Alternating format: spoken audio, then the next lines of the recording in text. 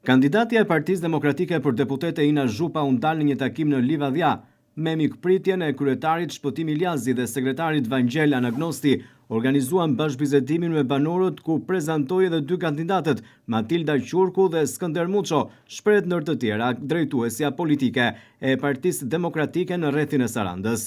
Shpopullimi është sfida kryesore e këtij komuniteti, sipas kandidates për deputete Ina Zhupa, ku vështirë se gjen të rinj aktiv, por kanë ngelur shumica mosha e tretë, thot ajo.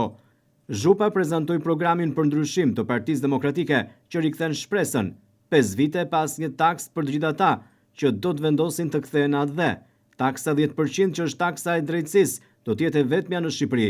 Energjia do të jetë më e lirë se kudo në Europë. Pensionistët të gjithë do të marrin 200 euro minimumi mjetik. Do të rriten pensionet minimale nga 60 në 70%, ka theksuar ndër të tjera në këto takime të zhvilluara në Livadhja, kandidatja për deputete e Partisë Demokratike në qarkun e Vlorës Ina Zhupa.